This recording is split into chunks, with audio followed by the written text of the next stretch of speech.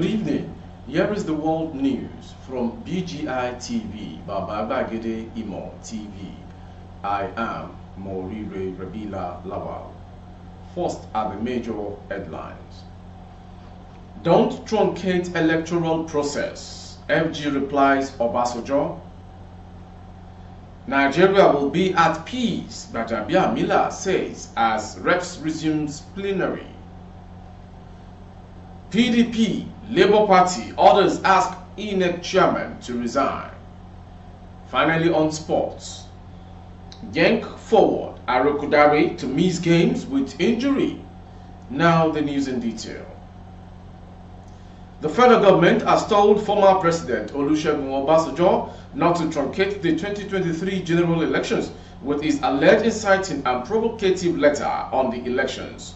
The Minister of Information and Culture, Alhaji Lai Mohammed, in a statement he issued on Tuesday said what the former president presented as an appeal, caution and rectification is nothing but a calculated attempt to undermine the electoral process and a willful incitement to violence. The minister expressed shock that a former president could throw around unverified claims and amplify wild allegations picked up from the street against the electoral process. Though masquerading as an unbiased and concerned elder statesman, former President Obasanjo is in reality a non-partisan who is bent on thwarting by subterfuge the choice of millions of Nigerians' votes, Mohammed said. He recalled that the former president in his time organized perhaps the worst election since Nigeria's return to democratic rule in 1999. Hence, he is the least qualified to advise a president whose determined effort to leave a legacy of free, fair, credible, and transparent election is well acknowledged within and outside Nigeria. Moving on to the next story. As Nigerians eagerly await the outcome of Saturday's presidential and National Assembly elections, the Speaker of the House of Representatives, Femi Gbajàbíàmílà, says the country will be at peace. Millions of Nigerians came out to cast their vote in the February 25th polls in what may be described as the most keenly contested in modern times. The Independent National Electoral Commission, Inec, has been battling with the compilation of results across their respective states. Already, there are allegations in some quarters that the Inec officials colluded with security agencies and compromised the polls against the wish of the Nigerian people. During the resumption of plenary on Tuesday, the Speaker is optimistic that Africa's most populous nation will rise above the worst expectations many Nigerians may have at the moment. He stated that the real test of an advanced democracy is the ability to manage grievances without causing fatal damage to the polity. Moving on to the next story on the world news. The Labour Party, the People's Democratic Party, and African Democratic Congress, ADC, and 6 other political parties on Tuesday demanded a fresh election, saying the February 25th presidential poll in Nigeria has been unrecoverably compromised. Politics Nigeria report that the Labour Party National Chairman Julius Abure, the PDP Chairman Iyorchia Ayu, as well as their ADC counterpart Ralph Nwosu, disclosed their stance during the joint press conference at the Transcorp Hilton Hotel in Abuja. Part of the grouse is that Saturday's presidential election was manipulated by officials of the Independent National Electoral Commission, Inec, at polling units, especially by their failure to upload results electronically on the Commission's results viewing portal, IREV. This election is not free and far from being fair, adding that there are ongoing cancellation of results from areas of strength of opposition parties. Abure, who spoke on behalf of the LP, PDP and ADC, said the aggrieved parties declared a vote of no confidence on Inec chairman Professor Mahmood Yakubu and asked him to immediately step aside for an unbiased person to take over and conduct a fresh election. To the next story from Abuja. A women group under the auspices of angry Nigerian women on Tuesday stormed the main road leading to the International Conference Center, venue for the national collation of the presidential election result over alleged irregularities. The women, numbering about 200 more, were marching to the ICC to protest what they called rigged results, but were stopped by heavy security officers at the junction connecting to the Central Bank of Nigeria, National Defense War College and the ICC. They threatened to go naked if the Independent National Electoral Commission did not accede to their demands on why the presidential election polling units results had not been transmitted electronically to the Inec result viewing portal. The angry women, who were singing songs such as "We No Go Bree" as a chorus, "Mahmoud give us result, original result is what they want," carried placards with various inscriptions including "Inec stop rigging, future of our children is at stake, Mahmoud should give us result." A video to complement the story.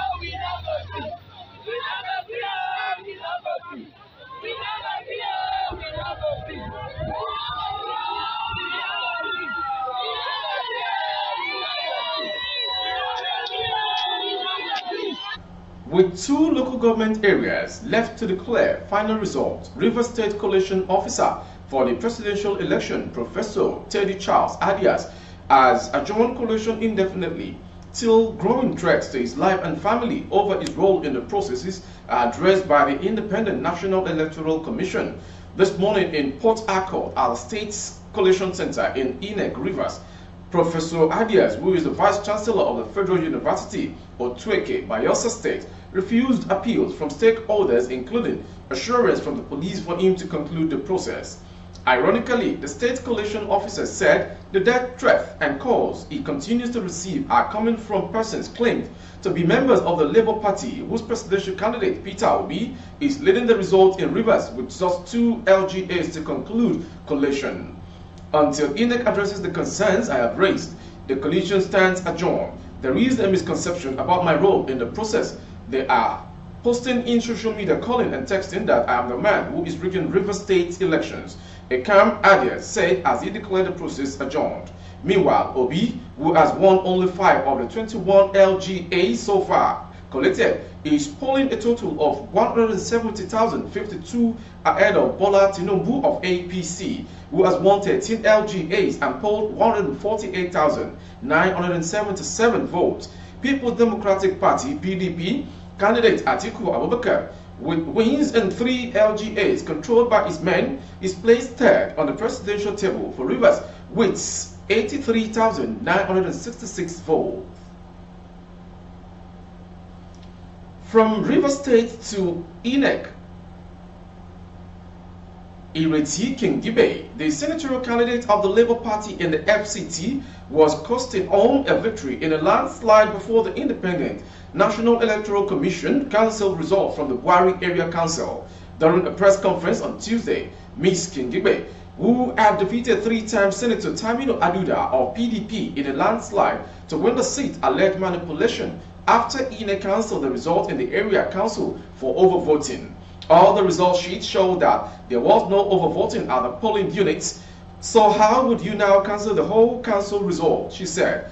Ms. Kingibe argued that the development was uncalled for, stating that an error from presiding officers who wrote the result should not amount to a declaration that it was overvoting. The seemingly heartbroken candidate claimed that the opposition parties bribed the electoral officials during the presidential and national assembly last Saturday. Moving on to the next story from a San in Nigeria. Human rights lawyer Femi Falana has said the Independent National Electoral Commission must ensure those apprehended for electoral offences be charged before the relevant court as soon as possible. The violators, according to him, include those arrested by the police or other security agencies for disrupting the election, for announcing fake results or for forcing results and forging results, for deliberately preventing people from voting. Falana spoke on last Saturday's presidential and National Assembly elections in an interview with Channels Television. He said, "I have not been impressed by the very disappointing outing on the part of the Independent National Electoral Commission. Nigerians had been assured they were going to have a credible election, a peaceful election whereby votes would count. Regrettably, there was a free reign of thuggery. Talks took over in many places. There was a compromise on the part of the security forces. There was a compromise on the part of some Inec staffs. There was impunity on the part of some governors." The senior advocate of Nigeria expressed hope that the exercise would teach the authorities enough lesson. Moving on to the next story from Delta States. The Delta State Police Command has maintained there was no protest in the state following the presidential and National Assembly elections that came up last Saturday. The election commissioner for police in Delta State, CP John Babangida, said these in a statement signed by the police public relations officer, DSP Bright Edafe. In a reaction to a video being circulated on social media, CP Babangida said the command is aware of some video clips being circulated on various social media platforms about an ongoing protest in Delta State, particularly in Warri and Asaba. The video clip is not only false but completely misleading, with the intention of creating panic in the state, which has been generally peaceful since the commencement of the 2023 general elections. Investigations has further revealed that the video clip is suspected to be an old video and as such should be completely disregarded. Going on to the foreign story. The World Bank has predicted that solar power will energize 380 million Africans by the World Bank. To this end, the bank urged a joint action by government and industry to realize the full potential of solar power, which it identifies as the key to bridging Africa's energy gap. The bank believes that solar mini-grids can provide high-quality, uninterrupted, renewable electricity to the undeserved villages and communities across sub-Saharan Africa and be the least cost solution to the closed energy access gap on the continent by 2030. Climate action efforts can tap solar mini-grids that offer a lower greenhouse gas emission alternative compared to diesel-fueled systems and kerosene-based appliances. The World Bank's mini-grids for 500 million people, market outlook, and a handbook for decision makers note that to realize the full potential of solar mini-grids, government and industries must work together to systematically identify mini-grid opportunities, drive costs down, and overcome barriers to financing. Finally, on sports. Genk forward Tolu Arokodare will spend time on the sideline as a result of knee injury. Arokodare sustained the injury in Genk's 3-0 win against KV Ostend last weekend. The Nigerian was replaced by Tanzania international Mbawa Samata. The 22-year-old was signed last month as replacement for compatriot Paul Onuachu, who joined Southampton. He scored on his debut against KAA Genk and grabbed an assist for the side against Mechelen. Samata will take up goal-scoring responsibility for some of the time for the Stuffs in his absence. That ends the world news this hour. Before we go, some major headlines. We're brought to you, don't truncate electoral process, FG replies, Obasanjo. Nigeria will be at peace, Bajabia Miller says as reps resumes plenary. Also, PDP, Labour Party, orders ask Inec chairman to resign. And we're brought to you on sport, Genk forward Arokodare to miss games due to injury. For more updates on YouTube, our handle is Babangede Imo TV. Kindly subscribe and click on the notification bell, select option all to access our broadcast. On Facebook, Bagede Imo with Alawiye Adebayo. Please like and follow the page. On Instagram, Bagede Imo _22. For advert placement of your goods and services, coverage of events and functions, please dial the phone number streaming on your screen for advert placements only. Nigeria is a great country. A change can come from Nigerians themselves. Speak, let your votes and voices be heard. I am Morire Rebila Lawa. Good evening. Oh, na, na, na. If you want to know the city, or you want to listen to the latest news and gist. No stress, oh, just tune to BGI TV. BGI TV, you're one in a million.